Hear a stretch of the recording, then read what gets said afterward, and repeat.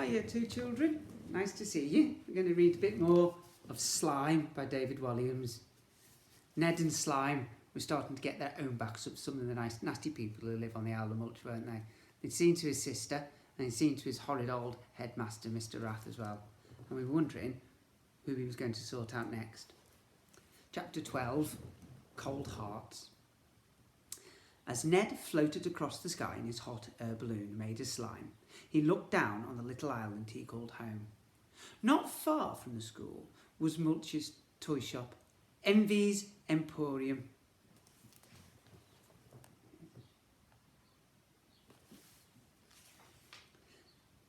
There, he shouted to Slime. Down we go, replied his friend. The toy shop belonged to twin brothers, Edmund and Edmond Envy. The duo dressed identically in matching waistcoats and bow ties. Their hair was too young for their craggy old faces. It was permed tightly and dyed so black it was nearly blue. Yeah. However, what Edmund and Edmond were most well known for was their nastiness. The pair hated children. Some thought they only ran a toy shop so that you could hate children more. As for the children of Mulch, it was the only toy shop on the island, so they had no choice. If they wanted a toy, they had to go to Envy's Emporium. Why did Edmund and Edmond hate children so much? Because they envied them. The twins were bitter that they were old and ruined. Years and years of snipping and snarking and snumping. The word has had the Walliams Dictionary seal of approval. Need you ask for more?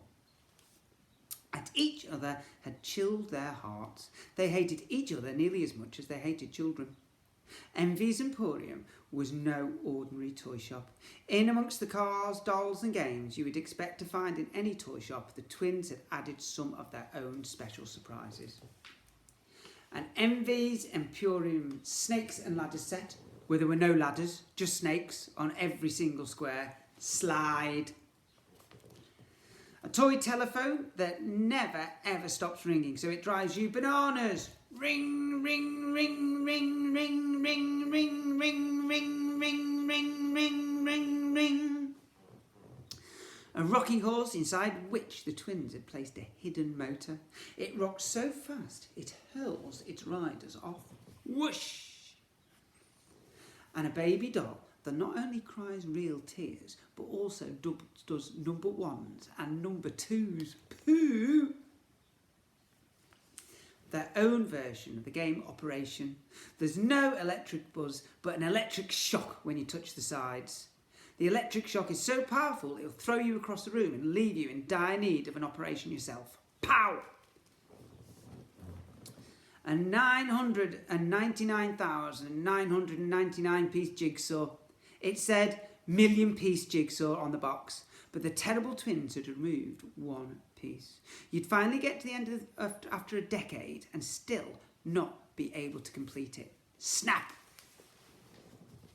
A trike where they'd taken off the seat and replaced it with a fork. So every time you sit down to pedal, you get an ouch-tastic, a real word you will find with absolute ease in the world's most trusted reference book, which needs no introduction. Ladies and gentlemen, boys and girls, I give you the Walliams Dictionary, my gift to the world. An outastic pain in your bottom. Prong! Oh, my body! These were the perfect toys to bring terror to children. Now Ned was determined to turn the tables on them. Chapter 13, Clockwork Robot. Some time ago, Ned had fallen in love with a very special toy in Envy's Emporium. A toy his mum and dad could never afford to buy him. Ned's parents were humble people and they worked from dawn until dusk just to put food on the table. The toy was a clockwork robot. Metal and boxy with lights and whirring noises, just as a clockwork robot should be. The boy had seen it on display in the windows of the twins' shop and he would stop by on his way home from school each night to gaze at it. It was perfect. Ned knew this clockwork robot would be much more than just a toy. It would be a friend. The boy and his robot would have adventures together. They'd fly spaceships, battle alien armies, visit distant planets, and still be home in time for tea. As Ned would daydream, Edmund and Edmond would spy him staring through their window and charge out of the shop. "Begone, child!" Edmund would shout. "Wretched boy!" Edmond would agree. "I was only looking," Ned would protest. "Stop wearing our precious toys out with your eyes. If you aren't going to purchase a scent toy, then shoo! Never darken our doorstep again." Then the horrid pair would retreat into their shop and slam the door. Bang! A sign on the door read, "Only one child at a time. Children are vile, thieving rats." Years, months and weeks passed. Eventually, Ned had saved up enough of his pocket money to buy the robot for himself. So one Saturday morning, he wheeled himself inside the shop. Bring! Went the bell on the door. Strangely, the shop was completely empty. "Hello," he called out. "Hello!" But there was no answer. With trepidation, Ned picked up the Clockwork robot from the window and took it over to the till. Still, the boy couldn't see anyone. Then, boom! The twins leapt up from behind the counter. Edmund had some joke shop fangs in his mouth and was pulling a vampire face. Meanwhile, Edmund had sharp claws on his fingers and was pulling a werewolf face. The pair loved frightening children. A startled Ned rolled back in his wheelchair. "Trundle!" "Why did you do that?" he spluttered. "Happy Halloween!" the twins chimed in together. Ned thought for a moment. "It's not Halloween for another 6 months." "It's Halloween every day in Envy's Emporium," said Edmund. "We don't need a special day to scare children," agreed Edmund. The twins looked down at the Clockwork robot the boy was holding in his hands. "So you've finally saved up your precious little pennies, have you?" remarked Edmund, with a look of pity on his face. "Yes," replied the boy. He took out his piggy bank from next to him and his battered old weird chair. The piggy bank was indeed full of pennies. Ned received just a penny a week of pocket money. It was all his parents could afford. But the boy had saved and saved and saved and then saved some more. The night before, Ned had counted all the pennies and realised, to his delight, that he'd just enough to buy the robot.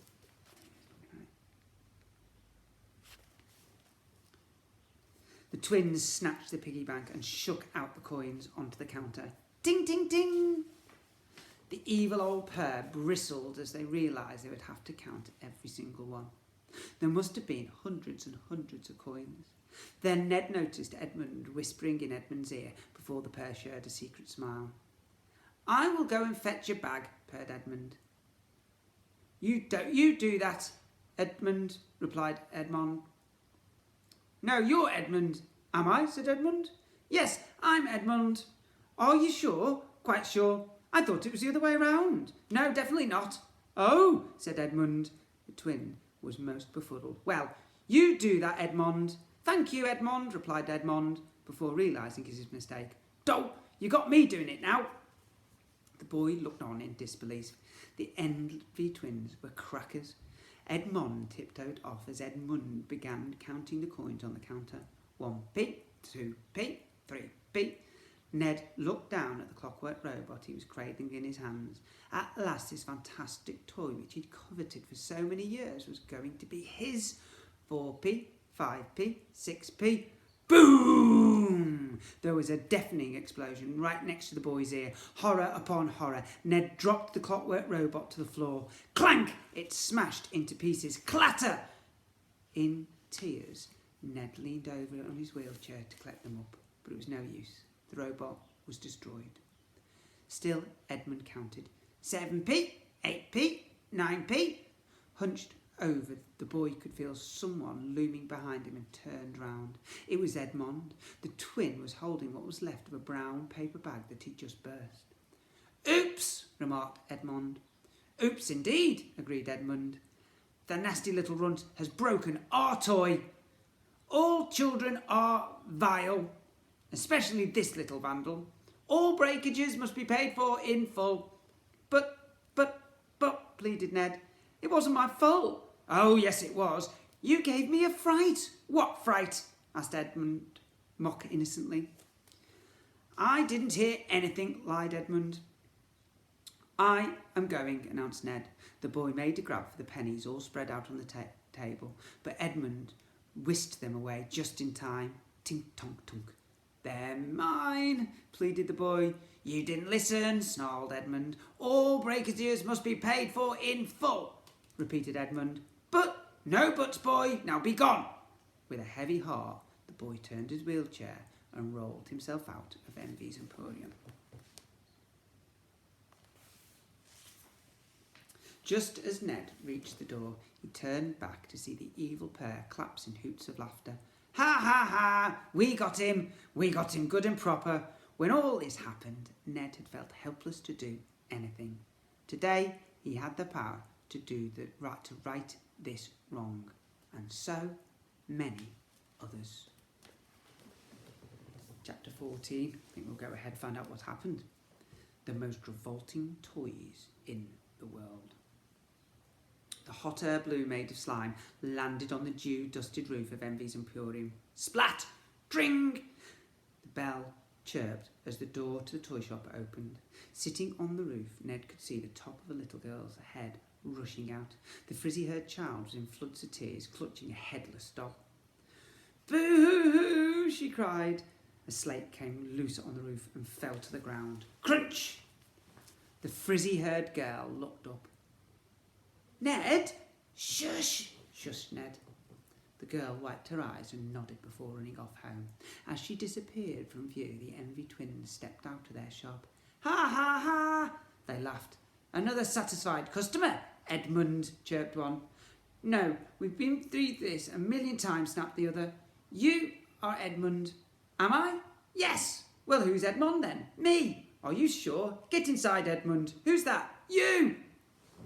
With that, the pair scrambled back into their shop. They both tried to go through the door at the same time and became stuck for a moment. Tring! Still hiding up on the roof, the boy whispered to his friend, When you hear me shout slime, I want you to come down the chimney.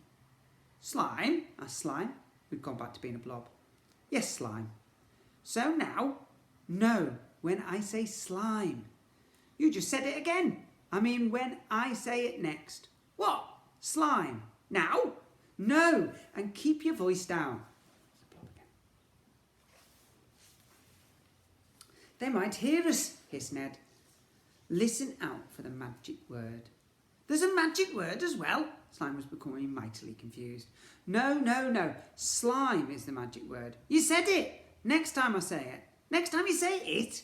You are really getting annoying, Slime. Now let me down.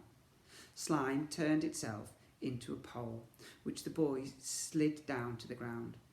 Then part of the pole separated off to form a huge motorbike for Ned. A motorbike made of slime. A slime-o-bike. Bring! With a smug smile, Ned sped into Envy's Emporium. Brum! Once again, the shop appeared to be empty. Hello, called the boy. Hello? There was silence before. Boo!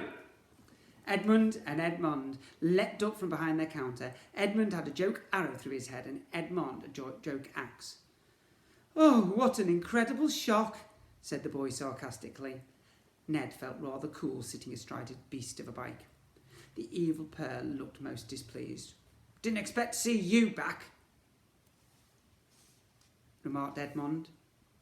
Well, boy, here I am, replied Ned defiantly. What a revolting-looking bike, said Edmund dismissively. It's a monster, said Ned as he revved the engine. Brum, brum, brum. There they are, looking at the bike. It's funny is what that is, said Edmond. Funny peculiar, not funny ha-ha, agreed Edmund. We want it out of our emporium now. And if you are looking for a refund on that robot you smashed to smithereens, it's a no. No, replied Ned, it's not that. I just wondered if you had one particular toy. Toy? Toy? Spluttered Edmund. This is Edmund and Edmond's Envy's Emporium, the greatest toy shop on the whole island. The only toy shop on the whole island, remarked Ned. Still the greatest, added Edmond. What are you looking for, boy? Asked Edmund. A bouncy ball that never ever stops bouncing, suggested Edmund, picking up one from behind the counter and hurling it at the floor. Boing, boing, boing, boing, boing, boing, boing, boing, boing, boing, boing, boing, boing, boing, boing, boing, boing, boing, boing. An exploding rubber ducky, chimed in his twin brother. Perfect for a deadly bath. He turned the timer on the side, then rushed to the door and threw it out of the road. Kaboom! Thick white liquid splattered all over the windows. Splat, split, splut. The milk float doing its early morning round had exploded. When the milkman returned to it with his crate, he looked mightily shocked. A Scrabble set without any vowels, said Edmund, picking up their own version of the classic game. All consonants. The evil pair chuckled at the thought. Ha ha ha ha ha ha. The boy simply shook his head and smiled. Ned was in no rush. In fact, he was determined to enjoy this. A giant cuddly tarantula spider, purred Edmund. It even bites with real venom, added Edmund. Thwack. A potato gun that fires whole potatoes, announced Edmund, pulling the trigger. Bang! The potatoes went straight through the window. Shatter! Edmund gave Edmund a whack round the back of his head. Thwack! Ouch! A balloon we blew up with our wretched bottom gas, continued Edmund, letting out some of the putrid air. Splurt. Pooh! Exclaimed Ned. It really did stink. Our brand new snakes and ladder set, now with real live snakes. The pair opened the box. To his horror, Ned could see hundreds of snakes slithering inside. Sssss! The boy slammed the box shut. No, snapped Ned. There is something else I want. Something even more revolting than all these toys you suggested. The twins looked at each other and grimaced as if to say, more revolting? Pray tell, child, hissed Edmund. Here at our Envy's Emporium, we do pride ourselves on selling the most revolting toys in the world. I know, agreed Ned. All the children on the island know. But there is still a toy that's guaranteed to appall even you. Ha ha ha ha ha, the pair sniggered. We are such an appalling pair, I very much doubt anything could appall us, explained Edmund.